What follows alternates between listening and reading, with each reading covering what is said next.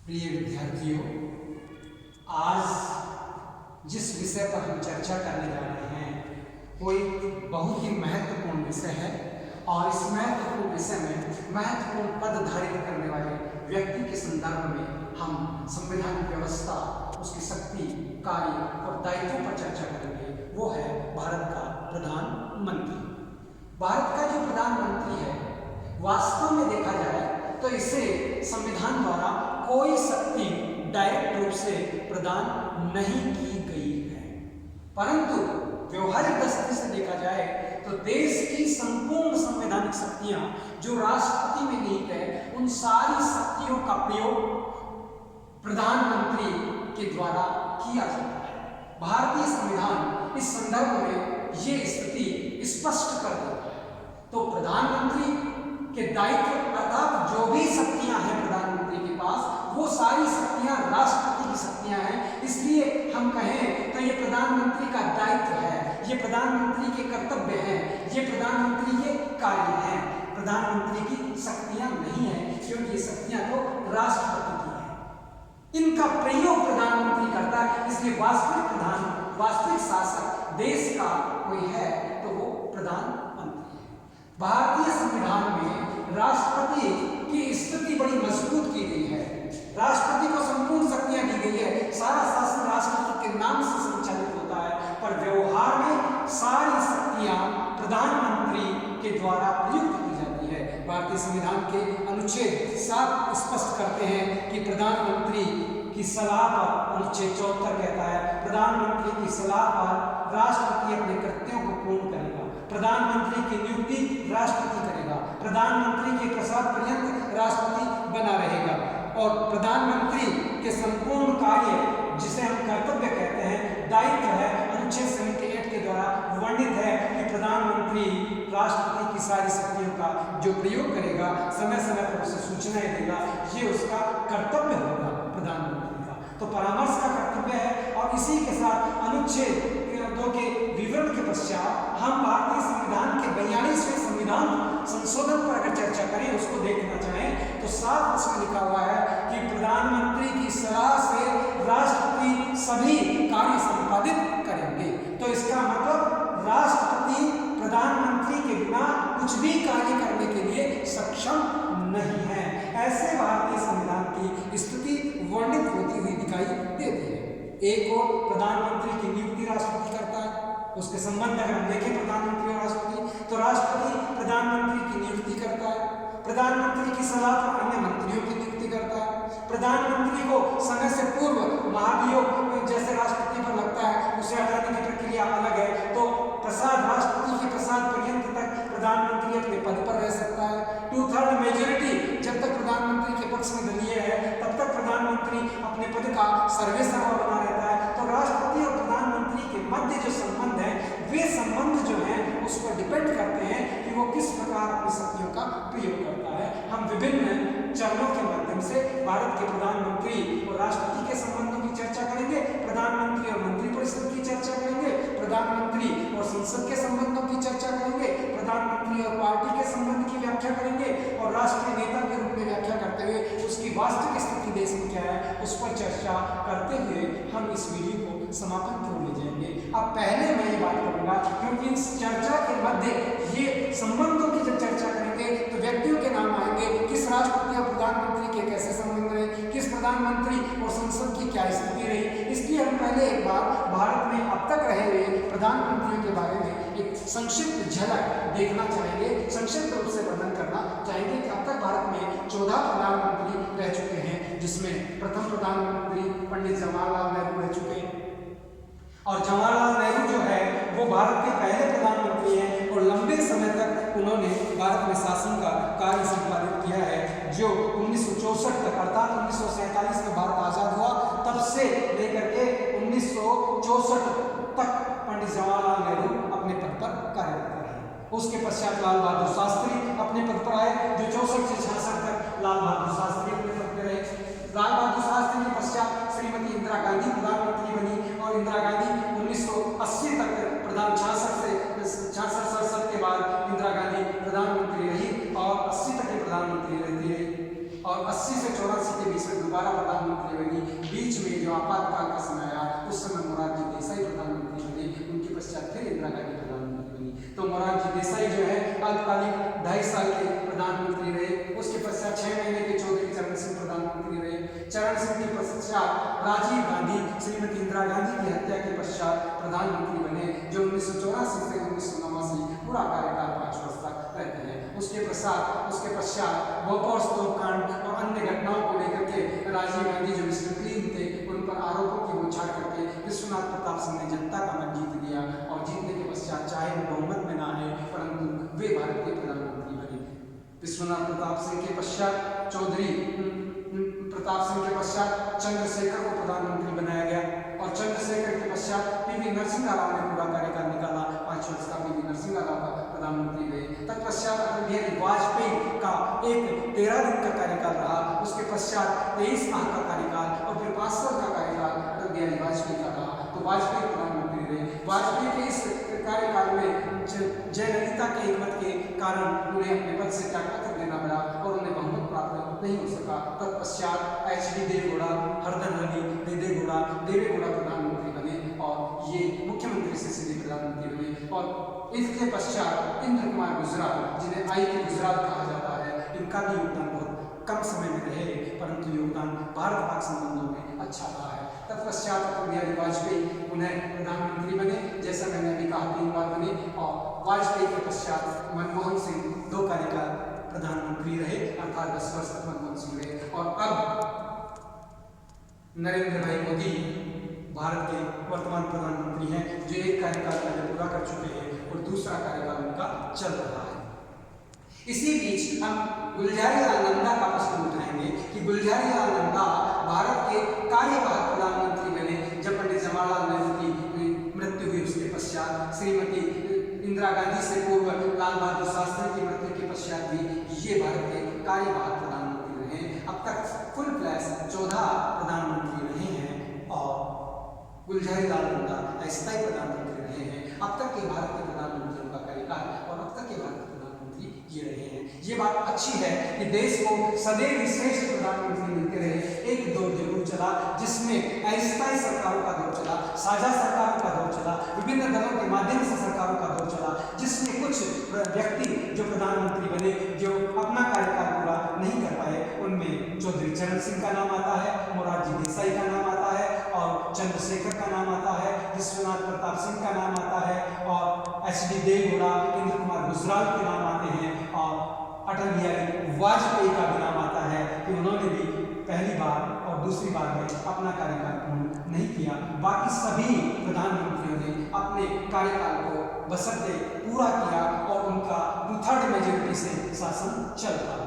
अब हम बात करते हैं प्रधानमंत्री और राष्ट्रपति के संबंध की। प्रधानमंत्री और राष्ट्रपति के संबंध अगर हम इसको विस्तृत रूप से देखना चाहें तो ये 14 प्रधानमंत्री और 14 राष्ट्रपतियों के संबंध होने चाहिए, परंतु इस वीडियो में हम केवल संक्षिप्त चर्चा करेंगे कि क्या संबंध किन तत्वों से, किन बिंदुओं के माध्यम से उनके मध्य संबंध रहते हैं। इतनी ही चर्चा इसमें कर पाएंगे। विस्तृत डिटेल के लिए आप इसकी PDF देखना चाहेंगे, वो आपको ज्यादा सहायता करेंगे। तो प्रधानमंत्री और राष्ट्रपति के मध्य संबंधों की अगर हम बात करें तो जैसा कि मैंने इस वीडियो के आरंभ में कहा था कि सारी शक्तियों का संवैधानिक प्रदान जो है वो राष्ट्रपति होता है और व्यवहारिक शक्तियों का प्रयोगकर्ता प्रधानमंत्री होता है। राष्ट्रपति प्रधानमंत्री की नियुक्ति करता है।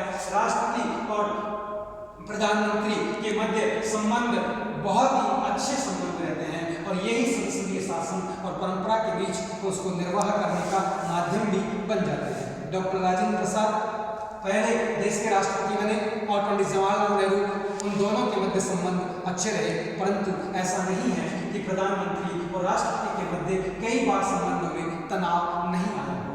डॉक्टर राजेंद्र प्रसाद और प्रधानमंत्री पंडित नेहरू के मध्य भी कुछ विषयों को लेकर तनाव के बिंदु उत्पन्न हुए, जिनमें हम कह सकते हैं कि जैसे हिंदू कोड बिल को लेकर के उन दोनों के मध्य तनाव आया। दूसरी ओर अगर हम देखें तो भ्रष्टाचार के संदर्भ में डॉक्टर राजेंद्र प्रसाद ने अधिकरण के गठन और एम्बर्स के गठन, जिसे लोकपाल कहते हैं, उसके लिए उन्होंने प्रस्ताव भेजे, जिससे पंडित नेहरू और राजेंद्र प्रसाद के विचारों में किसी प्रतिद्वंदता दिखाई देने लगी। परंतु राष्ट्रपति राजेंद्र प्रसाद भी मेच्योर थे और प्रधानमंत्री पंडित जवाहरलाल नेहरू भी एक लोकतंत्रवादी थे। और राजेंद्र प्रसाद ने कहा कि अगर संसद कोई प्रस्ताव पारित करके भेजती है तो मैं संसदीय परंपरा के अनुसार उस पर हस्ताक्षर करूंगा, और उन्होंने ऐसा ही किया। तो इससे हम ये स्पष्ट कह सकते हैं कि दोनों ही राष्ट्रीय आंदोलन के वो अभूतपूर्व नेता भी रहे, एक श्रेष्ठ विद्वान व्यक्ति भी रहे, और संबंधों को के मध्य तनाव को भी वो किस प्रकार से सहन कर सकते हैं, किस प्रकार से उनमें साम्यता बनाई जा सकती है, वो कार्य करते हैं। तो प्रधानमंत्री डॉक्टर राजेंद्र प्रसाद के साथ भी ये स्थिति रही। उसके साथ अगर हम देखें तो डॉक्टर राधाकृष्णन बाद में प्रधानमंत्री बने, पंडित नेहरू और राधाकृष्णन के मध्य भी जो संबंध है वो अच्छे बने हुए रहे। कुछ हल्की सी राजेंद्र प्रसाद के समान राधाकृष्णन भी शक्तियों का प्रयोग करना चाहते थे, परंतु व्यवहारिक दृष्टि में देखा जाए तो डॉक्टर राजेंद्र प्रसाद के समान ही उन्होंने भी संसदीय व्यवस्था अपनाने का कार्य किया। दूसरी ओर देखें प्रधानमंत्री और मंत्री परिषद के संबंध। प्रधानमंत्री मंत्री परिषद का सर्वेसर्वा होता है, क्योंकि प्रधानमंत्री की नियुक्ति राष्ट्रपति करता है और प्रधानमंत्री की सलाह से मंत्रिमंडल के सदस्यों की नियुक्ति की जाती है। ऐसी स्थिति में अगर हम देखें तो प्रधानमंत्री मंत्रिमंडल का निर्माण करता होता है। प्रधानमंत्री की इच्छा पर मंत्रिमंडल का चयन किया जाता है। प्रधानमंत्री की इच्छा पर्यंत मंत्री अपने पद पर कार्यरत रहते हैं, इसलिए मंत्रियों का हटाया जाना, मंत्रियों का त्याग पत्र लेना, ये प्रधानमंत्री पर निर्भर करता है।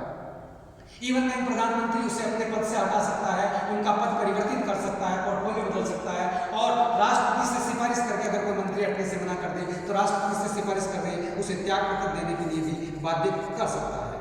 पंडित जवाहरलाल नेहरू और मोरारजी देसाई या हम चौधरी चरण सिंह के बारे में देखें तो वहाँ भी ऐसी स्थिति आई है। सरदार पटेल और पंडित नेहरू के मध्य बहुत अच्छे संबंध थे, और सरदार पटेल और नेहरू के मध्य संबंधों को मद्देनजर देखते हुए मुंदड़ा को अपना त्याग पत्र देना पड़ा।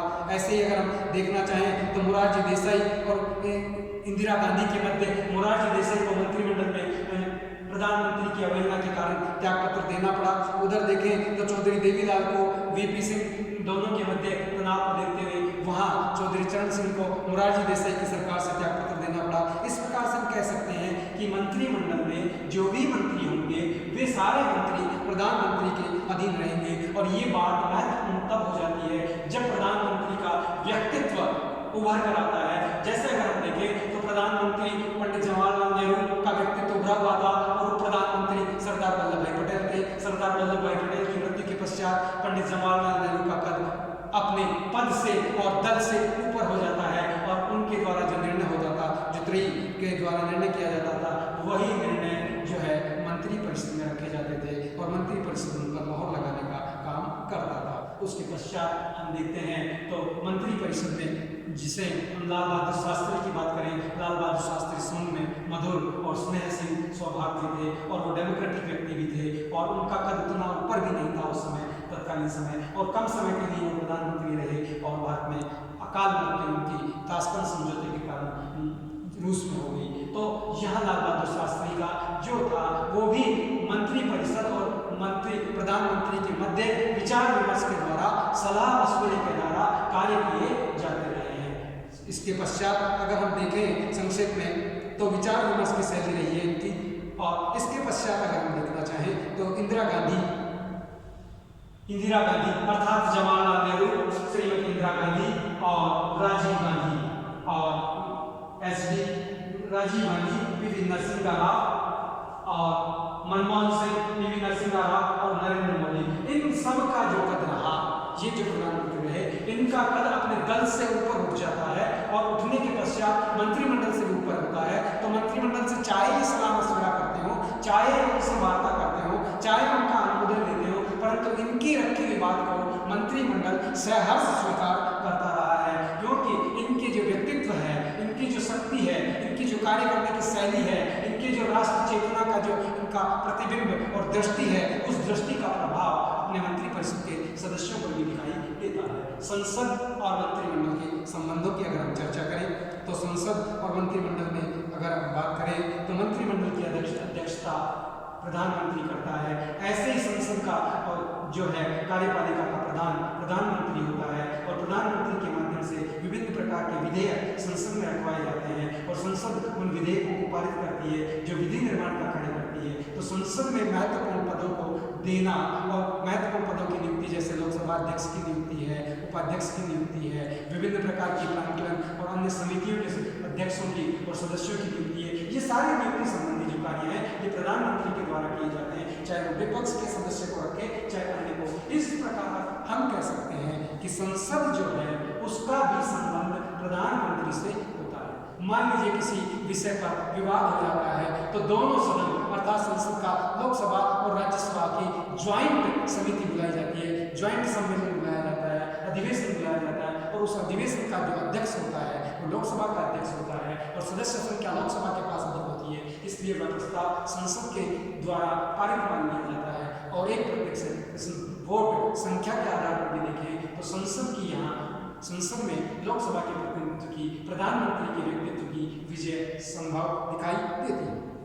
इसके पश्चात अगर हम चर्चा करें तो पार्टी के संबंध में, क्योंकि पार्टी का जो पदाधिकारी पार्टी का अध्यक्ष होता है वो प्रधानमंत्री नहीं होता कई बार, जैसे पंडित जवाहरलाल नेहरू के समय पंडित जवाहरलाल नेहरू नहीं कामराज पार्टी के अध्यक्ष थे, बाद में देखा जाए तो पार्टी के अध्यक्ष कामराज रहे इंदिरा गांधी के समय तक। तो इस प्रकार पार्टी अध्यक्ष और प्रधानमंत्री दोनों पद लगे। बीजेपी में अगर देखा जाए तो लाल कृष्ण आडवाणी पार्टी अध्यक्ष थे और उसके पश्चात अगर आज देखा जाए तो प्रधानमंत्री चाहे नरेंद्र मोदी हैं पर पार्टी के जो अध्यक्ष हैं वो पार्टी अध्यक्ष अभी गृह मंत्री जो हैं अमित शाह वो हैं। इसका मतलब प्रधानमंत्री और पार्टी अध्यक्ष के पद अलग अलग भी हो सकते हैं और कई समय तक पार्टी का अध्यक्ष जो है प्रधानमंत्री भी रहा, जैसे इंदिरा गांधी पार्टी के अध्यक्ष थी, उसके साथ राजीव गांधी स्वयं पार्टी के अध्यक्ष थे, वीपी सिंह जो है अपनी पार्टी के अध्यक्ष बन गए थे, चंद्रशेखर अपनी पार्टी के अध्यक्ष थे। इस प्रकार पार्टी अध्यक्ष और प्रधानमंत्री एक पद के रूप में भी रहे हैं भारत में और कई बार पार्टी के अध्यक्ष और प्रधानमंत्री दोनों अलग अलग भी रहे हैं, पर पार्टी अध्यक्ष और प्रधानमंत्री के मध्य संबंध इतने गहरे हैं कि जो प्रधानमंत्री चाहता है वह पार्टी अध्यक्ष नीतियां क्रियान्वित करता है, घोषणा पत्र प्रसारित करता है, क्योंकि प्रधानमंत्री के नाम से जनता में उस प्रकार के मत प्राप्त होते हैं, सदस्य की पार्टी विजय होती है। इतना ही नहीं, कई बार तो यह भी स्थिति देखी गई कि पार्टी के ऊपर हो जाते हैं, पार्टी का चुनाव नहीं होकर के कि बीजेपी और कांग्रेस का चुनाव नहीं, ये प्रधानमंत्री का चुनाव है। जैसे नरेंद्र मोदी को विजयी बनाओ, बीजेपी की बात नहीं, नरेंद्र मोदी को प्रधानमंत्री की बात बनानी है। इंदिरा गांधी को विजयी बनाओ, कांग्रेस की विजय की बात नहीं रहती, इंदिरा गांधी के व्यक्तित्व से चलता है। इस प्रकार इंदिरा गांधी जैसे है या अपने नरेंद्र मोदी की जैसे हम बात कर सकते हैं या पंडित नेहरू की बात कर सकते हैं। इस प्रकार से किसको प्रधानमंत्री बनाना है तो प्रधानमंत्री का चुनाव होने लग जाता है, कई बार तो ये स्थिति दिखाई देती है, पार्टी उसमें पीछे की ओर चली जाती है। तो पार्टी के संबंधों के बारे में भी अगर हम बात करना चाहें तो पार्टी और प्रधानमंत्री के संबंध गहरे होते हैं और पार्टी प्रधानमंत्री पर निर्भर करती है।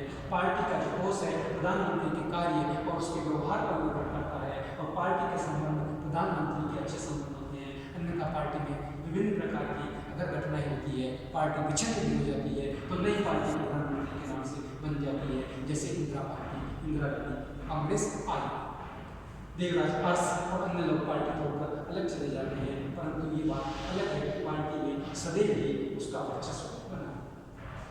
प्रधानमंत्री राष्ट्रीय नेता के रूप में, अब देखिए यहाँ अगर हम बात करना चाहेंगे तो जो राष्ट्र का नेता होता है प्रधानमंत्री के नाम से पूरे राष्ट्र को जाना जाता है, प्रधानमंत्री को राष्ट्र के नाम से जाना जाता है। अब तक जैसे नेहरू का भारत लोगों ने कहा, गांधी का Indira is India, India is Indira, Indira का भारत, मोदी है तो मुमकिन है। इस प्रकार की जो बातें हैं ये स्पष्ट कर देती है कि राष्ट्र की संपूर्ण गतिविधियां, राष्ट्र की धड़कन, राष्ट्र की नीति, राष्ट्र के विचार, राष्ट्र के घोषणा पत्र, राष्ट्र के कार्यों का क्रियान्वयन एक प्रधानमंत्री के विजन और उस पार्टी के दृष्टिकोण और उन चीजों पर निर्भर करता है। और राष्ट्रीय नेता के रूप में एक उभर करके जो आता है, जैसे गुटनिरपेक्ष आंदोलन है, पंडित जवाहरलाल नेहरू के द्वारा स्थापित किया जाता है। गुटनिरपेक्ष आंदोलन के मध्य उसका विकास अगर कहीं देखा जाता है तो राजीव गांधी के समय में भी देखा जा सकता है, जो उनकी डेथ के पश्चात 145 राष्ट्रों के राष्ट्राध्यक्ष तक पाते हैं। उसी प्रकार इंदिरा गांधी के समय भी ये गुटनिरपेक्षता के आंदोलन की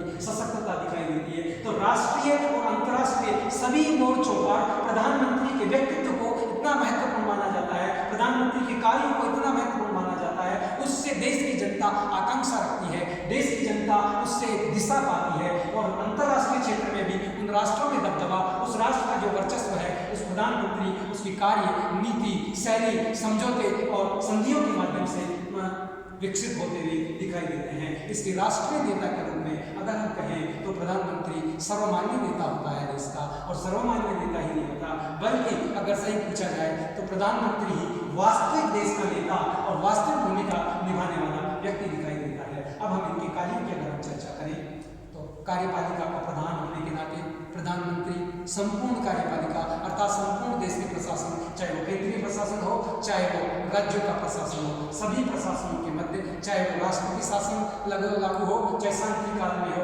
कार्यपालिका प्रधान के रूप में सभी प्रकार की नीतियां, सभी प्रकार की नियुक्तियां, सभी प्रकार के कार्यों का संपादन प्रधानमंत्री और मंत्रिमंडल की सलाह से संसद के माध्यम से होता है। और संसद में जो विधायन है अर्थात नए कानूनों का निर्माण करना, उसके साथ संविधान में संशोधन करना, जैसे संविधान का 73वां संशोधन, 74वां संशोधन पंचायत राज के लिए किया गया, ऐसे ही संविधान में संशोधन जो है प्रजातंत्र में युवाओं की शक्ति को देखते हुए उनकी आयु को कम करना, 21 वर्ष से घटाकर 18 वर्ष मतदान की आयु करना, ये जो सारे संशोधन है संविधान में, ये जो संविधान का कार्य संशोधन के साथ उनमें परिवर्तन करना है, नई चीज डालना है, ये सारा जो विधि निर्माण का कार्य है ये प्रधानमंत्री के द्वारा संसद में प्रस्ताव रखने के बाद उन प्रस्तावों की स्वीकृति के आधार पर होता है। तो एक और विधायिका के संबंध में, बजट के संबंध में, राष्ट्रीय निर्माण के संबंध में, नीतियों के संबंध में प्रधानमंत्री की भूमिका रहती है, उधर कार्यपालिका के रूप में भूमिका रहती है। इसी के साथ अगर हम देखें तो योजना आयोग देश की योजनाओं को निर्मित करता है,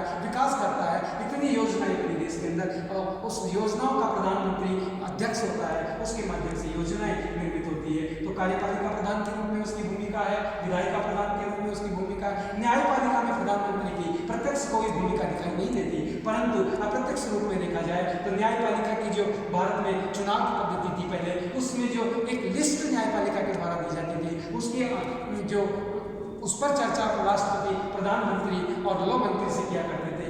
आज जो है जो प्रधानमंत्री की इतनी भूमिका नहीं रही, परंतु फिर भी उनकी सेवा शर्तें हैं, उनकी स्थानांतरण है, उन सब में जो भूमिका है वो अप्रत्यक्ष रूप से न्यायिक शक्ति जिसे राष्ट्रपति क्षमादान करता है उसमें प्रधानमंत्री और मंत्रिमंडल की सलाह की भूमिका दिखाई देती है। तो एक और कार्यपालिका, दूसरी ओर विधायिका, तीसरी ओर न्यायपालिका, चौथी ओर राष्ट्रीय नीति और पांचवी ओर अंतर्राष्ट्रीय संबंधों के संचालन, इन सब के अंदर प्रधानमंत्री की भूमिका अति महत्वपूर्ण मानी जाती है और इसी के द्वारा राष्ट्र संचालित और दिशा निर्देशित और विकसित होता हुआ पाया जाता है। इस प्रकार से सारी शक्तियों का वास्तविक प्रयोग राष्ट्रपति करता है। अब प्रश्न आता है कि राष्ट्रपति करता नहीं, राष्ट्रपति की शक्तियों का प्रयोग प्रधानमंत्री करता है, तो यहाँ प्रश्न उठता है कि प्रधानमंत्री की जो भूमिका है वो किस प्रकार की रही होगी। अगर हम देखना चाहें तो पंडित जवाहरलाल नेहरू की जो भूमिका है वो संसदीय शासन के ढांचे के अनुरूप बनी हुई रही, और दूसरी ओर लाल बहादुर शास्त्री की जो भूमिका है वो दल के और संसदीय ढांचे के अनुरूप है, परंतु यहाँ दोनों में थोड़ा अंतर दिखाई देता है। पंडित जवाहरलाल नेहरू का व्यक्तित्व बड़ा है, इसलिए जवाहरलाल नेहरू, सरदार पटेल और अन्य 3 व्यक्तियों की त्रिमूर्ति के माध्यम से, जिसे हम कहते हैं, वो जो डिसीजन लेते हैं वो कैबिनेट में रखा जाता है, कैबिनेट उसको अनुमति देते हैं, इसलिए उनका वर्चस्व दिखाई देता है कैबिनेट में भी, देश में भी और संसद में भी। तो 3 व्यक्ति कौन? जवाहरलाल नेहरू, श्रीमती इंदिरा गांधी, राजीव गांधी और उस समय अगर हम देखें तो नरेंद्र मोदी। ये जो 4 जो प्रधानमंत्री हैं इनका व्यक्तित्व उभर कर आता है और इनकी वर्चस्व ज़्यादा रहता है देश में, और सभी नीतियों का जो दिशा निर्देश है, नीतियों के प्रति जनता की जो जन आकांक्षा है इनसे अधिक रही है और ये वैसे ही कार्य करते हैं। जहाँ साझा सरकारें बनती है वहाँ प्रधानमंत्री का व्यक्तित्व चाहे कितना ही सार्थक हो वो कमजोर हो जाता है। चाहे वो चौधरी चरण सिंह को देखें, चाहे उसमें विश्वनाथ प्रताप सिंह की बात करें, चाहे चंद्रशेखर की बात करें, चाहे हम अटल बिहारी वाजपेयी की भी बात करें या इंद्र कुमार गुजराल, एच.डी. देवेगौड़ा की बात करें, उस समय प्रधानमंत्री सलाह मशवरे के साथ समझौते के माध्यम से अपनी कार्य नीति का संचालन करते हैं। जब प्रधानमंत्री के पास 2/3 मेजोरिटी, उससे अधिक मेजोरिटी होती है तो वह दल के सर्वेसर्वा के रूप में कार्य करते हुए दिखाई देते हैं। तो कहने का ये रहा कि चाहे अटल बिहारी वाजपेयी हो, चाहे अल्पकालीन प्रधानमंत्री हो, अल्पकालीन प्रधानमंत्रियों का कार्यकाल अल्पकाल है परंतु उनकी नीतियाँ राष्ट्रहित में रही है। और आगे हम अगर बात करना चाहें तो प्रधानमंत्री के पद की स्थिति की बात करें तो उसकी स्थिति संपूर्ण शक्तियाँ केंद्र में उसके इर्द गिर्द घूमती है और सशक्त पद बन जाता है। और आज प्रधानमंत्री का पद सर्वोच्च और देश में सबसे अधिक शक्तिशाली पद अगर कोई है तो वो प्रधानमंत्री का पद है। और ये पद जो है उसे संविधान से द्वारा मिलता है। और दूसरी, इस पद की शक्ति की भी अभिवृद्धि जब होती है जब प्रधानमंत्री का जो पद है धारित करने वाला व्यक्ति, उसका व्यक्तित्व कैसा है। अगर उसका चमत्कृत व्यक्तित्व है, उसका व्यक्तित्व राष्ट्रीयता से ऊपर है, उसका व्यक्तित्व जो है दल से ऊपर उठ जाता है, उसका व्यक्तित्व जनहितैषी होता है, जन संवेदनाओं से प्रस्फुटित होता है, शक्ति और उसका सुदृढ़ीकरण उसमें विकसित होता हुआ दिखाई देता है, चाहे वो अभिजात्य वर्ग का प्रधानमंत्री रहा हो, चाहे वो वाक्पटुता वाजपेयी के समान में रही हो, चाहे वो सहनशील और सौम्य लाल बहादुर शास्त्री और इसी के साथ इंद्र कुमार गुजराल जैसा रहे हो। इस प्रकार की अगर हम छवि देखें, चाहे मिस्टर क्लीन राजीव गांधी की छवि देखें, तो जब इनके पास बहुमत होता है तो प्रधानमंत्री का पद सशक्त होता है। और अगर उसका व्यक्तित्व भी कार्य करने में होता है तो स्वतः ही पद अपने आप शक्तिशाली बन जाता है। उनके व्यक्तित्व का प्रभाव पद पर पड़ता है और पद का प्रभाव व्यक्तित्व पर पड़ता है। एक दूसरे के प्रभाव को एक दूसरे से अलग और विलग नहीं किया जा सकता, पर अध्ययन की दृष्टि से इसे समझा जा सकता है। संक्षेप में इस वीडियो के माध्यम से हम आप लोगों को इतना ही समझाना चाहते हैं कि भारत में प्रधानमंत्री का पद अति महत्वपूर्ण पद है। उसके पास जो शक्ति और कार्य है वो दायित्व है, कर्तव्य है और शक्तियाँ राष्ट्रपति की है जिन्हें प्रधानमंत्री नियुक्त करता है। और अब तक भारत में जितने प्रधानमंत्री रहे हैं वो 14 प्रधानमंत्री रहे हैं। और प्रधानमंत्री के संबंध जो है अपने दल से भी रहता है और राष्ट्र से भी रहता है। यहीं हम इस वीडियो को विराम देते हैं। पुनः आप सबका धन्यवाद। आपको अगर वीडियो अच्छा लगता है तो इसे लाइक करना पसंद करें और अन्य कमेंट बॉक्स में डालें और पूछें, इससे संदर्भित प्रश्न है, इससे संदर्भित चर्चा है या इसके संबंधित PDF है, उनका भी आप अध्ययन करें। धन्यवाद।